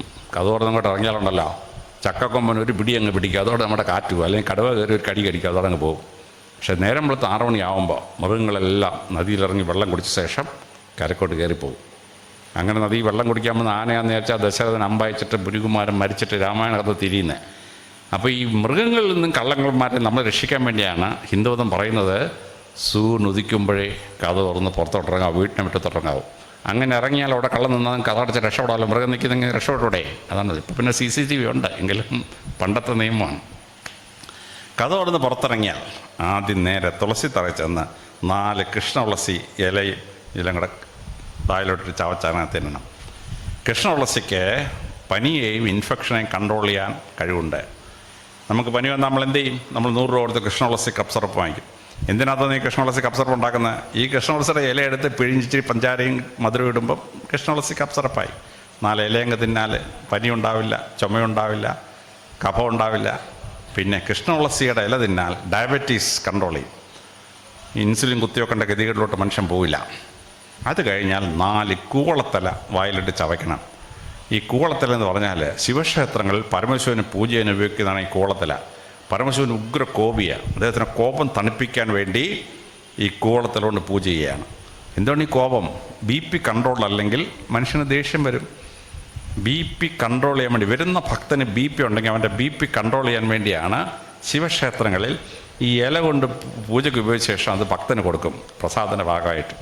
അവനങ്ങ് തിന്നു കഴിയുമ്പം അവൻ്റെ ബ്ലഡ് പ്രഷർ കൺട്രോൾഡായി. ഇനി ക്ഷേത്രത്തിൽ പോകാത്ത ഭക്തരാണോ, രാവിലെ ഈ കൃഷ്ണോത്സവ ഇല കഴിഞ്ഞിട്ട് 4 കൂവളത്തെല്ലാം കൂടെ തിന്നു കഴിയുമ്പോൾ അയാളുടെ BP കൺട്രോൾഡായി. അപ്പോൾ നമ്മുടെ BP കൺട്രോൾഡായി, ഡയബറ്റീസ് കൺട്രോൾഡായി, നമുക്ക് ഇൻഫെക്ഷൻ, പനി, ചുമ ഒന്നും ഉണ്ടാവില്ല. അതിനാണ് ഈ 2 ഇല തിന്നാൻ പറയുന്നത്. പിന്നെ സൂര്യ നമസ്കാരം, രാവിലെ എഴുന്നേറ്റ് സൂര്യ നമസ്കാരം ചെയ്യും. എന്താണ് ഈ സൂര്യ നമസ്കാരം? മനുഷ്യനെ 32 വ്യായാമങ്ങൾ ചേർത്തുണ്ടാക്കുന്നതാണ് സൂര്യ നമസ്കാരം. സൂര്യ നമസ്കാരം ചെയ്ത് കഴിയുമ്പോൾ ശരീരത്തിൻ്റെ എല്ലാ മസിലിനും ഞരമ്പിനും ഒക്കെ വ്യായാമം കിട്ടി. അതിനാണ് സൂര്യ നമസ്കാരം. പിന്നെ ഉദിച്ചുയർന്ന സൂര്യഭഗവാന്റെ രശ്മികൾക്ക് രോഗാണുക്കളെ കൊല്ലാൻ കഴിവുണ്ട്. അർത്ഥനഗ്നനായി നമ്മൾ മുറ്റത്ത് നിന്ന് സൂര്യ നമസ്കാരം ചെയ്യുമ്പോൾ സൂര്യപ്രകാശം നമ്മുടെ ശരീരത്തിൽ എല്ലായിടത്തും അടിക്കും. എവിടെയെങ്കിലും രോഗാണു ഉണ്ടെങ്കിൽ അത് ചത്തുപോകും, സ്കിൻ ഡിസീസ് ഉണ്ടാവില്ല. അതിനാണ് സൂര്യ നമസ്കാരം. പിന്നെ ശീർഷാസനം, ഉച്ചകുത്തനെ ഒരു തവണ നിൽക്കാൻ പറ്റുന്നവരൊക്കെ നിൽക്കണം, അല്ലാത്തവർ നിന്ന് കളയരുത്. എന്താണ് ശീർഷാസനം? മനുഷ്യൻ ഇങ്ങനെ വടി കുറ്റുപോലെ ഇങ്ങനെ നടന്നു പോയാലേ ഹൃദയം പമ്പ് ചെയ്യുന്ന രക്തം ഗുരുത്വാകർഷണം കാരണം ശരീരത്തിന് താപ്പോട്ട് പോകും. പിന്നെ ഗുരുത്വാകർഷണത്തെ എതിർത്ത് മേപ്പോട്ട് വരുന്ന രക്തം മാത്രമേ നമുക്ക് തലച്ചോറിൽ കിട്ടുള്ളൂ. പക്ഷേ ശീർഷാസനം ചെയ്യുമ്പം തലച്ചോറ് താഴെയും ഹൃദയം മേളിലും ആവും. ടപ്പ് ടപ്പെന്ന് പമ്പ് ചെയ്യുന്ന ഓക്സിജനേറ്റഡ് ബ്ലഡ് നേരെ തലച്ചോറ് കയറും. അപ്പോൾ അവരെ ബുദ്ധി ഉണ്ടാവും. ഹിന്ദുക്കൾക്ക് ബുദ്ധി ഉണ്ടാവാൻ വേണ്ടി മഹർഷിമാർ എഴുതി വെച്ചാണ് ശീർഷാസനം ചെയ്യണമെന്ന്. അത് കഴിഞ്ഞാൽ നേരെ ക്ഷേത്രത്തിലോട്ട് വരും. ക്ഷേത്രത്തിൽ വന്നു കഴിഞ്ഞാൽ ആദ്യം ആൽമരത്തിന് 7 വലം വെക്കണം. എന്താണ് ഈ ആൽമരത്തിന് 7 വലം വെക്കുന്നത്? ലോകത്തിൽ ഏറ്റവും കൂടുതൽ ഓക്സിജൻ ഉണ്ടാക്കുന്ന മരമാണ് ആൽമരം. രണ്ടാമത്തെ വേപ്പ് മരം, മൂന്നാമത്തെ കൃഷ്ണതുളസി. ഭർത്താവും ഭാര്യയും രാത്രി കിടന്നുറങ്ങുമ്പോൾ 12 അടി നീളവും വീതിയിൽ കുറവുള്ള മുറിയിലാണ് കിടന്നുറങ്ങുന്നതെങ്കിൽ രാത്രി 2 മണിയാകുമ്പോഴേ ഓക്സിജൻ മുഴുവൻ തീർന്ന് പിന്നെ കാർബൺ ഡൈ ശ്വസിച്ച് കിടക്കുകയാണ്. കാർബൺ ഡൈഓക്സൈഡ് കൂടുതൽ ശ്വസിച്ചാൽ ആ മനുഷ്യന് ഹാർട്ട് അറ്റാക്ക് ഉൾപ്പെടെയുള്ള ആസ്മ ഉൾപ്പെടെയുള്ള എല്ലാ രോഗവും പിടിക്കും. എല്ലാവരും ഉറങ്ങാൻ പറ്റുമോ? അയലോകത്ത് കോളേജിൽ പഠിക്കുന്ന പിള്ളേരുണ്ടെങ്കിൽ ക്യാമറയും കൊണ്ട് ശശി എന്ന അരങ്ങെങ്കിൽ ശാരദാമ്മയും കിടന്ന് ഉറങ്ങുന്നത് പിടിച്ചിട്ട് രാവിലെ 10 മണിയാകുമ്പോൾ ലോകം മുഴുവൻ യൂട്യൂബിൽ കാണും. അതുകൊണ്ട് അത് പറ്റിയല്ല. കള്ളന്മാർ തുറന്ന് അകത്ത് കയറും. അപ്പോൾ നേരം വെളുക്കുന്ന ഓക്സിജൻ കിട്ടണോ? 20 സ്ക്വയർ അടിയുള്ള ഒരു ബെഡ്റൂം വേണം. അത്ര വലിയ ബെഡ്റൂം ഉണ്ടെങ്കിൽ ലക്ഷക്കണക്കിന് രൂപ വില വരും. എല്ലാവരെ കൊണ്ടും പറ്റുമോ? പക്ഷേ ഏത് ബെഡ്റൂമിൽ കിടന്നുറങ്ങിയാലും രാവിലെ എഴുന്നേറ്റ് സൂര്യ നമസ്കാരം കഴിഞ്ഞ് നടന്ന് ക്ഷേത്രത്തിൽ പോയിട്ട് അവിടെ ചെല്ലുമ്പോൾ ആൽമരത്തിൽ ഓക്സിജൻ നിറഞ്ഞിരിക്കുകയാണ്. അവിടെ ഈ ഭക്തൻ 7 വലം വെക്കും. അവൻ്റെ ശരീരത്തിൽ ആവശ്യത്തിന് ഓക്സിജൻ നിറഞ്ഞ് കാർബൺ ഡൈഓക്സൈഡ് പോവും. ബുദ്ധഭഗവാന് ബോധത ഉണ്ടായി എപ്പോഴാണ്? ആൽമരത്തിൽ ചൂട്ടിയിരുന്നവണ്ട് ഓക്സിജൻ ശ്വസിച്ചപ്പോൾ ബുദ്ധഭഗവാന് ബോധത ഉണ്ടായി. അപ്പോൾ നമ്മുടെ ഹിന്ദുക്കൾ പ്രാർത്ഥിക്കാൻ വരുമ്പോൾ അവന് ഓക്സിജൻ കിട്ടണം. എന്നാൽ മുറ്റത്ത് ആൽമരം, വീടിൻ്റെ മുറ്റത്ത് ആൽമരം വെക്കാൻ പറ്റുമോ? പറ്റിയില്ല. ആൽമരത്തിൻ്റെ വേരുണ്ടല്ലോ 200 അടി പോവും. നമ്മുടെ വീടിൻ്റെ അടിക്കൂടെ അവൻ കയറി സിമെൻ്റൊക്കെ പൊട്ടിച്ച് വേരിഞ്ഞ് മേളിൽ കയറി വരും. അല്ലെങ്കിൽ വീടിൻ്റെ ഭിത്തിക്കകത്ത് നിന്ന് കയറിയാൽ ആ ഭിത്തി പൊട്ടി പുറത്തു പോകും. അതുകൊണ്ടാണ് വീടിൻ്റെ മുറ്റത്ത് ആൽമരം വെക്കാൻ പറ്റാത്തത്. അമ്പലം പണിയണമെങ്കിൽ പാറ കൊണ്ട് തറയിൽ വിരിച്ചിട്ടേ അതിനെ പുറത്ത് അമ്പലം പണിയാൻ പറ്റുള്ളൂ. ഈ ഒരടിക്കനമുള്ള പാറ പൊട്ടിക്കാൻ ഓരോ ആൽമരത്തിൻ്റെ വേരിനും പറ്റിയില്ല. അതുകൊണ്ട് ക്ഷേത്രത്തിൻ്റെ മുറ്റത്ത് ആൽമരം വെക്കാം, വീടിൻ്റെ മുറ്റത്ത് ആൽമരം വെക്കാൻ ഒക്കെയില്ല. അപ്പോൾ ഭക്തന് ഓക്സിജൻ സപ്ലൈ ചെയ്യുന്ന പരിപാടിയാണ് ആൽമരത്തിന് 7 വലം വെപ്പ്. പിന്നെ ഓരോ ഭഗവാനെയും ഭഗവതിയും എത്ര തവണ വലം വെക്കണം, പ്രദക്ഷിണം ചെയ്യണം, കൃത്യം കണക്കാണ്. പരമശിവനെ 3 തവണ പ്രദക്ഷിണം ചെയ്യണം, വിഷ്ണു ഭഗവാനെ 4 തവണ പ്രദക്ഷിണം ചെയ്യണം, ഭഗവതിയെ 4 തവണ പ്രദക്ഷിണം ചെയ്യണം. ഗണപതി ഭഗവാനെ ഒറ്റ തവണ പ്രദക്ഷിണം ചെയ്യാവും. രണ്ടാമത് ചെയ്യാൻ പോയാൽ ഗണപതി ചൂടാം. ആരടാ ഇവൻ ശല്യം എന്നാണ്. ഗണപതി ഒറ്റ ചാട്ടത്തിന് പരമശിവനെയും പാർവതിയും ചുറ്റി താഴുന്ന ആളാണ്. അതുകൊണ്ട് നമ്മളെല്ലാം ഭഗവാനെ പോലെ ഓടണം ഗണപതി ഭഗവാന്റെ ആഗ്രഹം. അതുകൊണ്ട് 1 തവണ ചുറ്റിക്കോണം. 2ാമത് ചുറ്റാൻ പോയാൽ വിഘ്നേശ്വരനാണ്, പിണക്കിക്കളയല്ലേ. പക്ഷേ ഒരു ക്ഷേത്രത്തിൽ പോകുമ്പോൾ ആകെ പ്രദക്ഷിണം 24 ക്രോസ് ചെയ്യാൻ പാടില്ല. ആൽമരത്തിൻ്റെ 7 കമ്പൽസറിയാണ്, ബാക്കി 17 പാടുള്ളൂ. അപ്പോൾ നമ്മളൊരു ക്ഷേത്രത്തിൽ പോകുമ്പോൾ ക്ഷേത്രത്തിലെ പ്രതിഷ്ഠ ആരാണ്, പ്രധാന പ്രതിഷ്ഠ ആരാണ്, ഉപദേവതമാർ ആരൊക്കെയാണ്, അപ്പോൾ ആരെയൊക്കെ തൊഴുതാൽ 24 ക്രോസ് ചെയ്യില്ല എന്ന് കണക്കാക്കിയിട്ടേ നമ്മൾ തൊഴാൻ പോകുള്ളൂ. ആ പ്രദക്ഷിണം എന്താണ് ഈ സംഭവം വളരെ സിമ്പിളാണ്. 300 മീറ്റർ നടക്കണം ഒരു മനുഷ്യന് പൂർണ്ണ ആരോഗ്യം കിട്ടാൻ. അപ്പോൾ രാവിലെ വീട്ടിൽ നിന്ന് എഴുന്നേറ്റ് നടന്ന് ക്ഷേത്രത്തിൽ വന്ന് ഈ ആൽമരത്തിൻ്റെ 7 ബാക്കി 17 ചെയ്ത് തിരിച്ച് വീട്ടിൽ ചെല്ലുമ്പോഴേക്കും 500 മീറ്റർ നടന്നു കഴിഞ്ഞു. പൂർണ്ണ ആരോഗ്യം കിട്ടാൻ ബെസ്റ്റ് എക്സസൈസാണ് ഈ അമ്പലത്തിൽ ആചാരമായിട്ട് ഉണ്ടാക്കി വെച്ചിരിക്കുന്നത്. അല്ലാതെ മെയിൻ റോഡ് കിടക്കുന്ന നടന്നാൽ പോയി വല്ല പട്ടിയുടെയും കടികൊള്ളേണ്ട വല്ല ആവശ്യമുണ്ടോ? വഴിയെ പോകുന്ന സ്കൂട്ടറുകാരെ കൊണ്ട് പുറകെ ഇടിച്ച് നട്ടലൊടിഞ്ഞ് അയ്യോ എന്ന് വിളിച്ചോണ്ട് കിടക്കുക വല്ല കാര്യമുണ്ടോ? സുന്ദരമായിട്ട് ക്ഷേത്രത്തിൽ പോയി തൊഴുതിട്ട് തിരിച്ചു വരണം. അങ്ങനെ നമ്മൾ പ്രശ്നം കഴിഞ്ഞ ഭഗവാന്റെ മുമ്പിലോട്ട് ചെല്ലും പ്രാർത്ഥിക്കാൻ. ഭഗവാനെ, അദ്വൈതമാണ്, വലതുകയാവുന്ന നീയും ഇടതുകയാവുന്ന ഞാൻ ഒന്നാണേ, നീ ഞാൻ ഒന്നാണേ എന്നാണ് ഈ നമസ്കാരം. ഞങ്ങൾ ക്രിസ്ത്യാനികളിൽ കുരിശ് വരയ്ക്കും, മുസ്ലിങ്ങൾ മുട്ടുകുത്തി നിസ്കരിക്കും. ഹിന്ദുവിന് വളരെ സുന്ദരമായ ഈശ്വരനുമായ ഐക്യം പ്രാപിച്ച ഒരു സ്തുതി കൊടുക്കുകയാണ്. എന്നിട്ടവൻ ഭഗവാനോട് പ്രാർത്ഥിക്കും. തിരിച്ചിറങ്ങി വരുമ്പോൾ ദക്ഷിണ കിട്ടും. അവിടുത്തെ ദ്രവ്യം കിട്ടും. ആ ദ്രവ്യം എന്താണെന്നറിയാമോ? പൂവും ആരോഗ്യം കിട്ടുന്ന സാധനമാണ്. അവൽ വളരെ എല്ലാം കൂടെ ചേർത്ത് കൂളത്തെല്ലാം കൂടെ കൊണ്ടുവരും. അത് കഴിച്ചാലേ കംപ്ലീറ്റ് വൈറ്റമിൻസ് കിട്ടും. അമ്പലപ്പുഴ ചെന്നാൽ പാൽപ്പായസം കിട്ടും. ഒരു ഗ്ലാസ് പാൽപ്പായസം കുടിച്ചാൽ ഒരു മനുഷ്യന് ആവശ്യമുള്ള complete vitamin, complete protein, complete carbohydrate, complete fat കൈ കിട്ടും. ഗണപതി ക്ഷേത്രത്തിൽ പോയി 2 ഉണ്ണിയപ്പം തരും. ചിലപ്പോൾ നെയ്യപ്പമായിരിക്കും. 2 ഉണ്ണിയപ്പം കഴിച്ചാൽ ഉണ്ടല്ലോ, ഒരു മനുഷ്യന് ഒരു ദിവസം ആവശ്യമുള്ള complete vitamin, complete protein, complete carbohydrate, complete fat കൈ കിട്ടിയാണ്. ഒരു വൈറ്റമിൻ ഗുളിക കഴിക്കണ്ട. ഞങ്ങൾക്ക് 200 രൂപയുടെ വൈറ്റമിൻ ഗുളിക ഒരു ദിവസം തരുന്നത്. ഇതിൻ്റെ ഒന്നും ആവശ്യമില്ല. ക്ഷേത്രത്തിൽ പോയാൽ ആ പായസവും അതും കിട്ടിയിരിക്കും. പിന്നെ അമ്പലത്തിൽ വന്നാൽ ആരും പട്ടിണി കിടന്ന് പോകാൻ പാടില്ല. ഒരു ക്ഷേത്രത്തിൽ വന്ന് ഒരു ഭക്തൻ പട്ടിണിയായി തിരിച്ചു പോയാൽ ആ ക്ഷേത്രത്തിൽ പ്രാർത്ഥിക്കാമെന്ന മുഴുവൻ ഭക്തർക്കും ശാപം ഹിന്ദുമതം പറയുന്നതാണ്. അവിടെ എന്ത് പറ്റി? എല്ലാ ക്ഷേത്രത്തിലും ഭക്ഷണ വിതരണമുണ്ട്. വെജിറ്റബിൾസും കൊണ്ടു കൊടുക്കുന്ന പുണ്യം, അത് കുക്ക് ചെയ്യുന്ന പുണ്യം, അത് വിളമ്പുന്ന പുണ്യം, ഭക്തർ പോയി കഴിയുമ്പോൾ അത് വൃത്തിയാക്കുന്ന പുണ്യം. ഭക്തർക്ക് 4 പുണ്യം കിട്ടി. ആ വിശന്ന് വന്നവനോ മഹാത്മാഗാന്ധി പറയുന്ന പോലെ വിശക്കുന്ന മുമ്പിൽ ഈശ്വരൻ വരുന്നത് ഭക്ഷണമായിട്ടാണ്. അവൻ വിശപ്പ് മാറുമ്പം ഭഗവാനേ എന്ന് വിളിച്ചു പോകും. ലോകത്തിൽ എത്യോപ്യയിലും സോമാലിയയിലും നൈജീരിയയിലും ഒക്കെ പട്ടിണി മരണമുണ്ട്. ഇന്ത്യ ഒരു ദരിദ്ര രാഷ്ട്രമാണ്. ഇന്ത്യയിൽ എന്താ പട്ടിണി മരണം ഉണ്ടാകുന്ന അറിയാമോ? 95 ലക്ഷം ക്ഷേത്രമാണ് ഇന്ത്യയിലുള്ളത്. ഏത് ക്ഷേത്രത്തിൽ നിന്നാലും പട്ടിണി കിടക്കാണോ? ഫ്രീ ഫുഡാണ്. അടിച്ച് ഉഗ്രം ഭക്ഷണം കഴിച്ചിട്ട് തിരിച്ചു പോകാൻ പറ്റും. അവിടെയാണ് ആചാരമായിട്ടുള്ള ഭക്ഷണം കൊടുക്കുകയാണ്.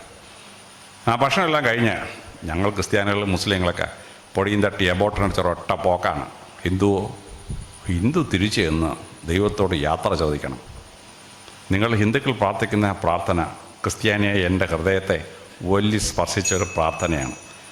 ഞാൻ പള്ളിയിൽ പോകും, നിങ്ങൾ പ്രാർത്ഥിക്കണം, അതേ പ്രാർത്ഥന പ്രാർത്ഥിക്കും. നിങ്ങളെ ദേവ എന്ന് വിളിക്കും, ഞാൻ യേശു എന്ന് വിളിക്കും. ഇത്രയുള്ള വ്യത്യാസം. ഭക്തൻ പ്രാർത്ഥനയെല്ലാം കഴിഞ്ഞ് ഭഗവാനോട് യാത്ര ചോദിക്കുകയാണ്. ഭഗവാനെ, ഭഗവതിയെ, ഞാൻ പോവാ. ഇനി ഈ ക്ഷേത്രത്തിൽ വരാമെന്നോ ഇവിടെ തൊഴാമെന്നോ എനിക്ക് ഒരു ഉറപ്പുമില്ല. പക്ഷേ ഞാൻ ഇനി ഇവിടെ ക്ഷേത്രത്തിൽ പ്രാർത്ഥിക്കാൻ പറ്റുമ്പോൾ എന്തെങ്കിലും സംഭവിച്ചാൽ ഞാൻ 3 കാര്യം ചോദിക്കുകയാണ്. തന്നേ പറ്റൂ. Not negotiable. തരണോ വേണ്ടതെന്ന് ഭഗവാനെ ചിന്തിക്കാൻ പാടില്ല. എന്നിട്ട് ഹിന്ദു പ്രാർത്ഥിക്കുകയാണ്, അനായാസേന മരണം. എൻ്റെ മരണം ആയാസമില്ലാത്തായിരിക്കണം. പോകുന്ന വഴിക്ക് ആക്സിഡൻ്റ് ഉണ്ടാക്കി റോഡിൽ കിടന്ന് പിടച്ചുകൊണ്ട് ചാവരുത്. ക്യാൻസർ വന്ന് കട്ടുകുഴി കിടന്ന് അയ്യോ അയ്യോ എന്ന് വിളിച്ചുകൊണ്ട് ചാവരുത്. അനായാസേന മരണം. ഞങ്ങളുടെ വേദോസ്തത്തിൽ പറയുന്നുണ്ട്, നീതിമാൻ്റെ മരണം ഉറക്കം പോലെ. രാത്രി ഉറങ്ങാൻ കിടന്ന് രാവിലെ ചത്ത് കിടന്ന സ്വർഗ്ഗം ഉറപ്പാണ് ക്രിസ്ത്യാനിക്ക്. അത് തന്നെയാണ് ഹിന്ദുവും പ്രാർത്ഥിക്കുന്നത്, അനായാസേന മരണം. രണ്ടാമതാണ് ഹിന്ദു ചോദിക്കുന്നത്, വിനാ ദൈന്യതേ ജീവിതം. മരണം വരെ എനിക്ക് ദയനീയാവസ്ഥ ഉണ്ടാകരുത്. നടക്കാൻ വയ്യ, അയ്യോ അയ്യോ ഒന്ന് 2 വട്ടം തോളെപ്പിടിച്ച് നടക്കാൻ. ചോറ് വിളമ്പ് തിന്നാൻ വയ്യ, കൊച്ചുമക്കളൊന്ന് വാരി ഉരുളൊട്ടി വായിലോട്ട് ഇങ്ങനെ തരുകയാണ് വല്യപ്പനെ തിന്നാൻ. പിന്നെ ധനപരമായി ഒരുത്തണമെങ്കിൽ തണ്ടാനിട വരരുത്. മക്കളുടെയോ മരുമക്കളുടെയോ ശമ്പളത്തിൽ ജീവിക്കാൻ അയ്യോ എൻ്റെ അമ്മ എന്തൊരു ഗതികേടെന്നറിയാമോ. അപ്പോൾ ഹിന്ദു പ്രാർത്ഥിക്കുകയാണ്, വിനോ ദൈന്യതേ ജീവിതം. എനിക്ക് മരണം വരെ ദയനീയാവസ്ഥ ഉണ്ടാകരുത്. മൂന്നാമത് ഹിന്ദു ചോദിക്കുകയാണ്, ദേഹീമേം കൃപയോം വിഷ്ണും ത്വയീ ഭക്തി അചഞ്ചലം. എൻ്റെ ദേഹി, എൻ്റെ ആത്മാവ്, മരിക്കുന്നവരെ ഞാൻ ഒന്ന് തളച്ചോളാം. മരിച്ചു കഴിഞ്ഞാൽ എൻ്റെ ദേഹി കൃപയോം വിഷ്ണു ത്വയീ ഭക്തി അചഞ്ചലം. ഭഗവാനെ അങ്ങയുടെ അടുത്ത് വന്ന് തൊഴു കൈയോട് നിൽക്കാൻ എനിക്ക് ഭാഗ്യം ഉണ്ടാവണം. എന്ന് പറഞ്ഞാൽ എന്തുവാ? മോക്ഷം കിട്ടണം. പാവം ചെയ്യുന്നവനൊക്കെ അടുത്ത ജന്മത്തിൽ പട്ടിയോ പൂച്ചയോ പന്നിയോ ഒക്കെ ആയിട്ട് ജനിക്കും. പിന്നെ ജന്മം കഴിഞ്ഞ് പിന്നെ രക്ഷപ്പെടുള്ളൂ. മരണം കഴിഞ്ഞ് മോക്ഷം കിട്ടുന്നവർ മാത്രമാണ് ടക്കെന്ന ഒറ്റപ്പോക്കാണ് ഭഗവാന്റെ അടുത്ത്. പ്രാർത്ഥിക്കുകയാണ്, എൻ്റെ ദേഹി ഭഗവാനെ അങ്ങയുടെ അടുത്ത് എപ്പോഴും ഇങ്ങനെ തൊഴുക വരും. ഭരണം വരെ ഞാൻ തന്നെ തൊഴുകൊള്ളാം, മരിച്ചു കഴിഞ്ഞാൽ എൻ്റെ ദേഹി അവിടെ ഒന്ന് തൊഴണം. എന്തൊരു ഉഗ്രൻ പ്രാർത്ഥനയാണ്. അനായാസേന മരണം വിനാ ദൈന്യതേ ജീവിതം ദേഹീമേം കൃപയാം വിഷ്ണും ത്വയീ ഭക്തി അചഞ്ചലം. അത് പ്രാർത്ഥിച്ചിട്ട് ഭക്തൻ പോവുകയാണ്. ഇതാണ് ഹിന്ദുമതത്തിൻ്റെ ആചാരം. ഭഗവത് സപ്താഹത്തിൽ ആയിരക്കണക്കിനും ആചാരങ്ങളുടെ രഹസ്യം യജ്ഞാചാര്യം പറഞ്ഞു തരും. 2 ഉദാഹരണം മാത്രം നേരിട്ട് ഞാൻ പ്രസംഗം തീർക്കുന്നതിന് മുമ്പ്, ഭാഗവതത്തിൽ നിന്ന് ഭഗവാൻ കൃഷ്ണൻ പാണ്ഡവന്മാരെ കാണാൻ പോയി. വനവാസത്തിലാണ്. അവിടെ ചെന്നപ്പോൾ ഈ യുധിഷ്ഠിരനും പാണ്ഡവന്മാരെ വർത്താനം പറഞ്ഞുകൊണ്ടിരിക്കുക. ഭഗവാൻ കൃഷ്ണൻ ചോദിച്ചു, എന്തോ യുധിഷ്ഠിരൻ നീ ഇങ്ങനെ ഇരിക്കുന്നത്, ഇന്നത്തെ ദിവസത്തിൻ്റെ പ്രാധാന്യം നിനക്കറിയാവോ? യുധിഷ്ഠിരൻ ചോദിച്ചു, ഇന്നത്തെ ദിവസത്തിൻ്റെ പ്രാധാന്യം എന്തുവാണ്? ഭഗവാൻ കൃഷ്ണൻ ഭാഗവതത്തിൽ ഒരു ക്ലാസ് എടുക്കുകയാണ്. യുധിഷ്ഠിര, ഇന്ന് നാഗപഞ്ചമിയാണ്. നിനക്ക് നാഗ ആരാന്നറിയാമോ? നാഗാരാധന എങ്ങനെ ചെയ്യണമെന്നറിയാമോ? നാഗപഞ്ചമിക്ക് എന്തൊക്കെ ചെയ്യണമെന്നറിയാമോ? ഭഗവാൻ ഒരു ചാപ്റ്റർ നിറച്ചൊരു ഉഗ്രൻ ക്ലാസ്സാണ് യുധിഷ്ഠിരന് കൊടുക്കുകയാണ്. നാഗാരാധനയ്ക്ക് ഒരു ഹിന്ദു ആചരിക്കേണ്ട ആചാരങ്ങൾ. ഞാൻ നാഗക്ഷേത്രത്തിൽ പലപ്പോഴും പ്രസംഗിക്കുമ്പോൾ ഭഗവാൻ കൃഷ്ണൻ ഭാഗവതത്തിലെടുത്ത ഈ ക്ലാസ് ഉണ്ടല്ലോ, അവിടെ ഞാൻ പ്രസംഗിക്കും പലപ്പോഴും. ഒരാചാരം ഭഗവാന്റെ നാവിൽ നിന്ന് വരികയാണ്. നാഗപഞ്ചമി എങ്ങനെ ചെയ്യണം, നാഗാരാധന എങ്ങനെ ചെയ്യണം, എന്താണ് നാഗം, വ്യാഖ്യാനിക്കുകയാണ്. രാമായണം എഴുതി വാത്മീകി മഹർഷി 600 കൊല്ലത്തിന് മുമ്പ് ബംഗാളിലൊരു രാമായണം എഴുതി, ബംഗാളി രാമായണം. അതിനകത്ത് ഈ ബംഗാളികൾ എന്തെന്നറിയാമോ, ഭയങ്കര ഒരു പരിപാടി കാണിച്ചു കളഞ്ഞു. വാത്മീകി മഹർഷി ഒരു പിടിച്ചുപറിക്കാരനായിരുന്നു. അയാൾ സപ്തർഷികളെ പിടിച്ചു നിർത്തിയപ്പോൾ സപ്തർഷികൾ ചോദിച്ചു, ഈ പാപത്തിൻ്റെ ഫലം ഭാര്യയും കൂടെ തരുമോന്ന്. ചെന്ന് ചോദിച്ചാൽ ഭാര്യ ഒക്കത്തില്ല എന്ന് പറഞ്ഞു. അങ്ങനെ ആ പിടിച്ചുപറിക്കാരൻ വാത്മീകിയായി എന്ന് 600 കൊല്ലത്തിന് മുമ്പ് ബംഗാളികൾ എഴുതി വെച്ചൊരു കള്ളച്ചരിത്രമാണ് ഇത്. ഈ ബ്രിട്ടീഷുകാരെടുത്ത് ആട്ടിച്ച് പറത്തി ലോകം മുഴുവൻ നമ്മുടെ വാത്മീകി മഹർഷിയെ പിടിച്ച് ഒരു കൊള്ളക്കാരനാക്കി മാറ്റി. ഹിന്ദിയിൽ രാമായണം എഴുതി, സൂർദാസൻ രാമായണം. അതെഴുതിയപ്പോൾ എന്തുപറ്റെന്നറിയാമോ, വാത്മീകിയെ പിടിച്ചൊരു കാട്ടാളനാക്കി മാറ്റി. അരുത് കാട്ടാള എന്ന് പറഞ്ഞ പോലെ ഈ വാത്മീകി ഒരു കാട്ടാളനാന്ന് പറഞ്ഞുണ്ടാക്കി.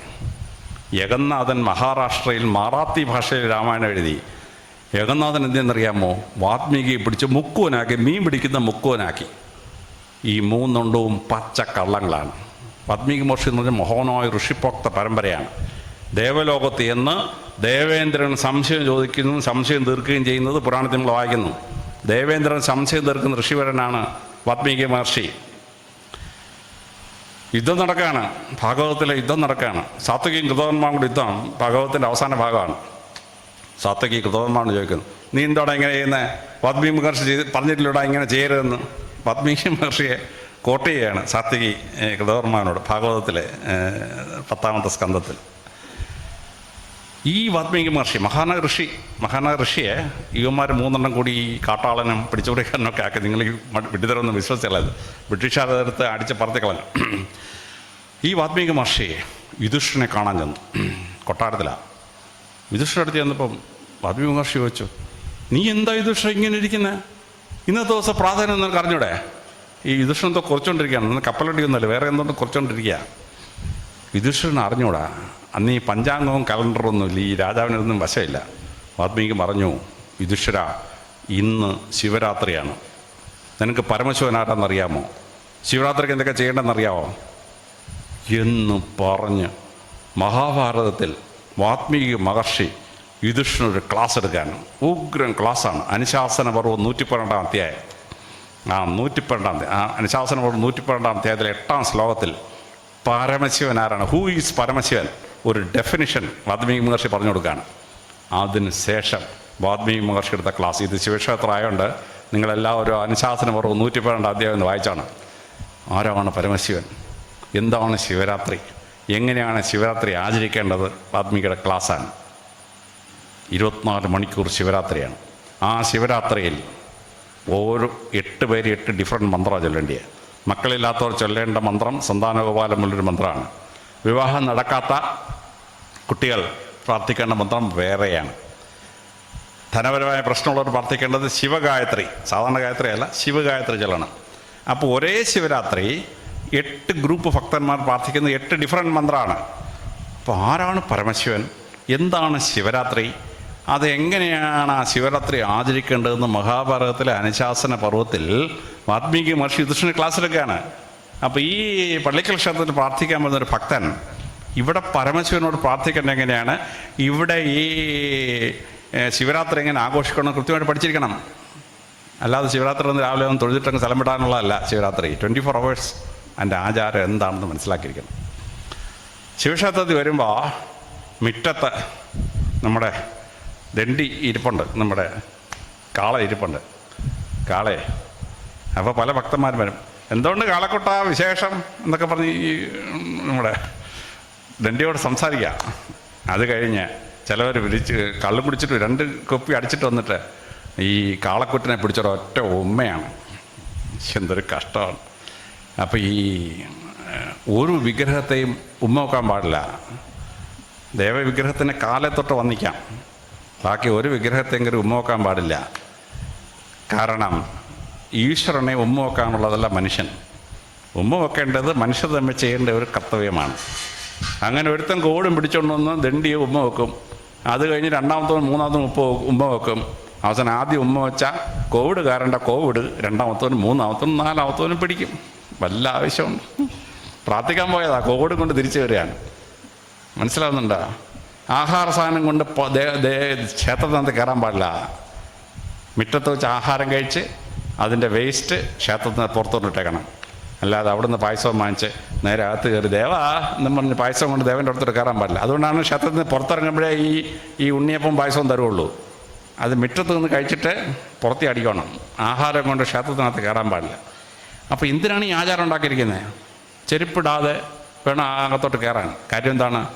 ലോകത്ത് നടന്നു പോകുന്നതോടെ നമ്മുടെ ചെരുപ്പിനടിയിലുള്ള ചെളിയും ഉള്ള രോഗാണുവും കഫവും രക്തവും ഒക്കെ ചവിട്ടിക്കിട്ട് കയറി കിടന്നത്. അത് ക്ഷേത്രത്തിൽ കയറാൻ പറ്റുമോ? കയറാൻ പറ്റുകയില്ല.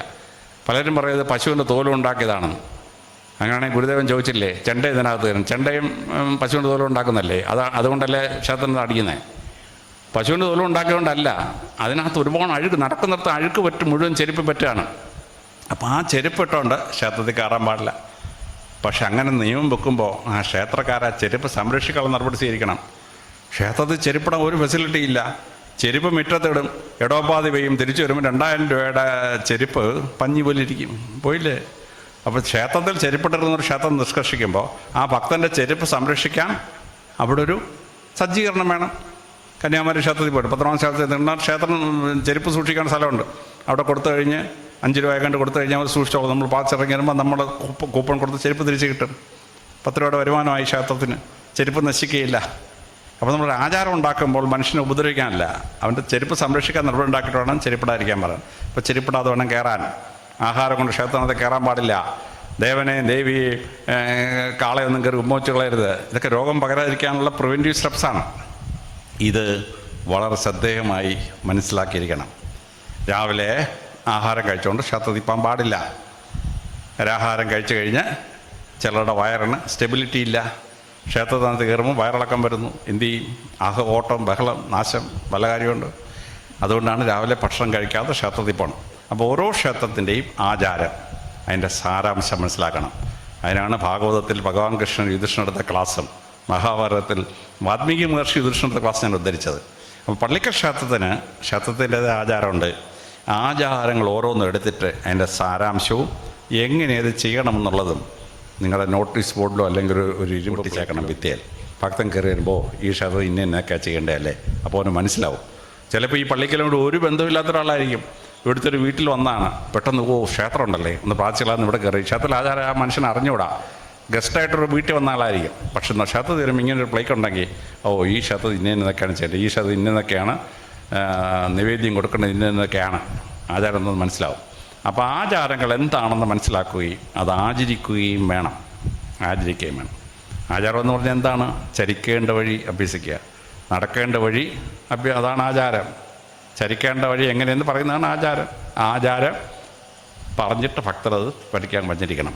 അതുകൊണ്ട് 7 ദിവസത്തെ ഭാഗവത സപ്താഹം കഴിയുമ്പോൾ ഈ ദേശത്തെ മുഴുവൻ ജനങ്ങൾക്കും വളരെ കൃത്യമായി മനസ്സിലാവണം സനാതന ധർമ്മത്തിൻ്റെ വിശാലമായ ചരിത്രത്തിൽ ഈ ക്ഷേത്രം എവിടെയാണ്. 2, മറ്റു മതങ്ങളിൽ നിന്ന് വ്യത്യസ്തമായി സനാതന ധർമ്മത്തിൻ്റെ ഈശ്വര സങ്കല്പം എന്താണ് ഇവിടെ ചൊല്ലുന്ന സഹസ്രനാമത്തിൻ്റെ രഹസ്യം മനസ്സിലാവണം. 3, ഈ ക്ഷേത്രത്തിൻ്റെ പ്രത്യേകത എന്താണ് കൃത്യമായി മനസ്സിലാക്കണം. 4, ഈ ക്ഷേത്രത്തിലെ പ്രതിഷ്ഠ, ആ പ്രതിഷ്ഠയുടെ പിന്നിലെ മഹത്വം എന്താണെന്ന് മനസ്സിലാക്കണം. അതിൻ്റെ രഹസ്യം എന്താണെന്ന് മനസ്സിലാക്കണം. 5, സനാതനധർമ്മത്തിൻ്റെ ആചാരങ്ങളും അതിൻ്റെ ശാസ്ത്രീയതയും ഈ ക്ഷേത്രത്തിലെ ആചാരങ്ങളും അതിൻ്റെ ശാസ്ത്രീയതയും കൃത്യമായി മനസ്സിലാക്കി ഈ പ്രാർത്ഥനയിൽ നിങ്ങൾക്ക് പങ്കെടുക്കാൻ പറ്റും. അതുകൊണ്ട് ഈ ഭാഗവത സപ്താഹം 7 ദിവസം കൊണ്ട് ഈ പള്ളിക്കൽ ദേശത്തിൻ്റെ ചരിത്രം മാറ്റി എഴുതുന്ന ഒന്നാവാൻ ഈ നാട്ടിലെ ജനങ്ങൾക്ക് ഈ ക്ഷേത്രത്തോടും ഭക്തിയോടും മാറ്റമുണ്ടാവാനും ഈ സപ്താഹം ഇടയാകട്ടെ. നിങ്ങൾക്ക് വളരെ സിദ്ധാർഹമായി ഇത് പറഞ്ഞു തന്ന യജ്ഞാചാര്യന് പ്രത്യേകമായി നന്ദി രേഖപ്പെടുത്തുകയും ഈ ദേശത്തിന് സർവ്വതോന്മുഖമായ ഐശ്വര്യം ഈ ക്ഷേത്രത്തിലെ പരമശിവൻ നിങ്ങൾക്ക് തരട്ടെ എന്ന് പ്രാർത്ഥിച്ചുകൊണ്ട് എൻ്റെ എളിയ വാക്കുകൾ ഉപസംഹരിക്കുന്നു. നമസ്കാരം.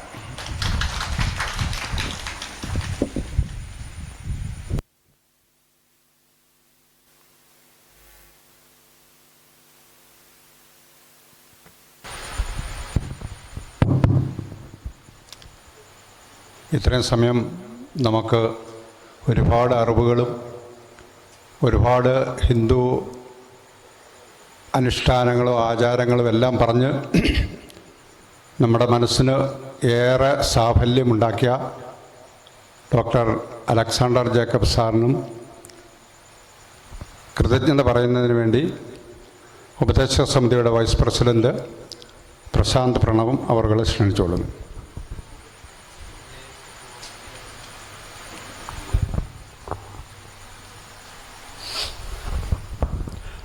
എല്ലാവർക്കും നമസ്കാരം. നമ്മുടെ ക്ഷണം സ്വീകരിച്ച് ഇവിടെ ഈ പുണ്യഭൂമിയിൽ എത്തിച്ചേർന്ന് നമ്മളോടൊപ്പം ഇത്രയും സമയം ചെലവഴിച്ച ഡോക്ടർ അലക്സാണ്ടർ IPS ഈ ക്ഷേത്ര ഉപദേശക സമിതിയുടെയും ഈ നാട്ടിലെ ഭക്തജനങ്ങളുടെയും പേരിൽ ഹൃദയംഗമായ നന്ദിയും കൃതജ്ഞതയും രേഖപ്പെടുത്തുന്നു.